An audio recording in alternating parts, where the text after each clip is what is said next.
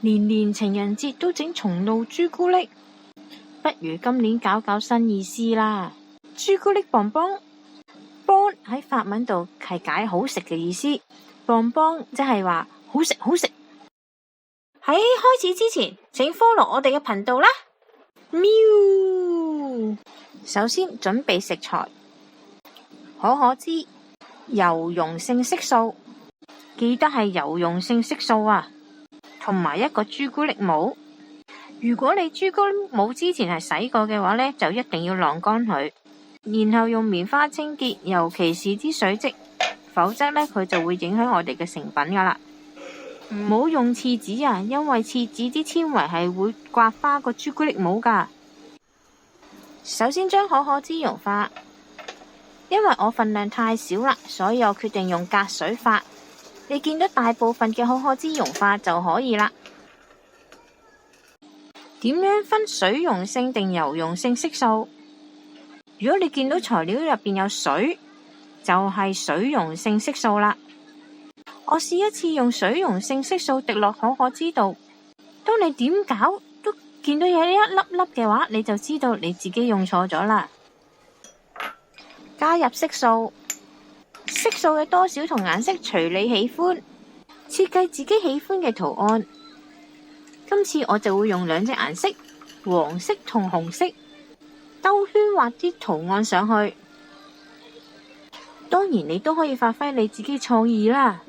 當第一層可可脂乾咗之後，先好上第二隻顏色啊，然後放埋一邊，等兩層可可脂都乾透，然後準備紅莓餡、糖同果膠 NH 倒埋一齊撈勻，然後將紅莓同水倒埋一齊加熱，倒入糖同果膠 NH。要不斷攪拌，直到煮滾為止。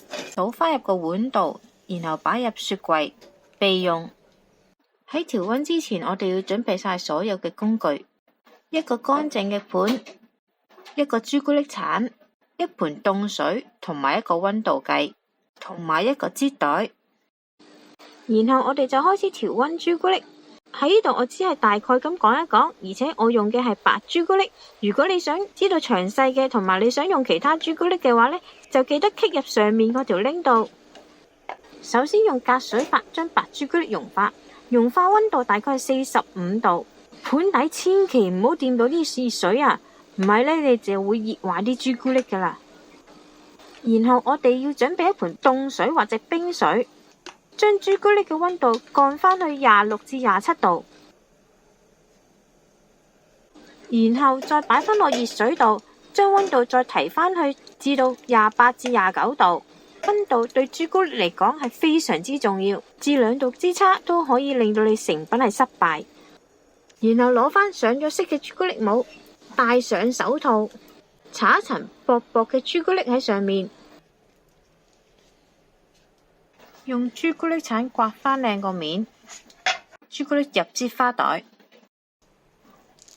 擠入朱古力模，左右搖動，令到朱古力中嘅空氣浮面流走。然後攞個新嘅吹，反轉朱古力模，用朱古力鏟喺側邊敲打，令到多餘嘅朱古力流出。朱古力模嘅揸法一定要以我嘅模式為準，因為咁樣可以避免你手指中嘅熱度令到朱古力融化。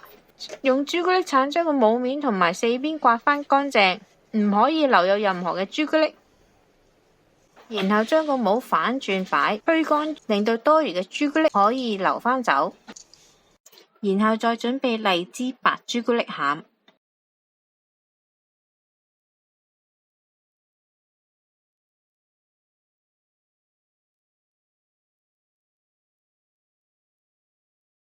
喺度嘅朱古力，我會用返之前嘅朱古力，因為唔好嘥啊嘛。都係隔水煮溶，不過今次就唔使調溫。然後將荔枝果蓉同鹽加埋一齊，加熱，倒入白朱古力嗰度，攪勻。你會見到係順滑嘅。再將 cream 加熱。小泡泡就得啦，唔使加到好熱㗎。再倒入朱古力入邊，都係要攪勻。當荔枝餡攤到34度嗰陣，加入牛油，攪到牛油融化為止。牛油嘅作用係令到個質地順滑濃郁，同埋有豐富嘅口感。記得都要確保係順滑㗎，千祈唔好令到佢水油分離。將紅莓餡由雪櫃攞出，你會見到佢凝固咗㗎。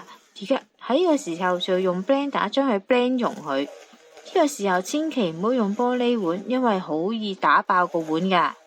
如果屋企冇 blender，都可以用攪拌器將佢攪碎為止，有幾溶得幾溶，攪返順滑。然後將兩種餡分別入袋。喺呢個時候，我俾你睇一睇我嘅朱古力模啦。你會見到嗰啲朱古力殼係好薄身嘅，而且朱古力模嘅表面係要好乾淨，唔可以留有任何嘅朱古力。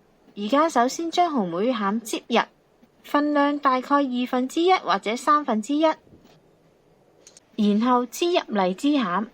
荔枝餡呢都幾流動性㗎，所以要小心，唔好擠到滿晒，9成左右。因為我哋要留返少少嘅空間嚟收口㗎，然後擺喺室溫嗰度，等荔枝餡凝固返少少，抹走流出嘅餡料，確保表面係乾淨㗎。再嚟調溫朱古力，方法同之前嘅一模一樣。然後將朱古力倒入表面，確保每一粒都有朱古力覆蓋啊！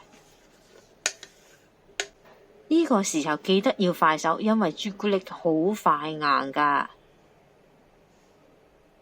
然後用朱古力鏟將表面多餘嘅朱古力刮走。呢個步驟只可以做一次，所以一定要快很準。喺呢度你就可以將朱古力擺入雪櫃，但係唔好太長時間，大概10分鐘。喺雪櫃攞返朱古力出嚟，我哋就開始除殼啦。我哋要扭一扭個模，然後大力將朱古力拍入張台上面，朱古力就會自然出嚟㗎啦。如果有朱古力未出嚟嘅話，代表到我啲朱古力都係未得㗎，繼續要擺入雪櫃，然後就完成㗎啦。一粒好嘅朱古力，你會見到佢上面有光澤，甚至會反光，冇水印。我切一粒俾大家睇啦。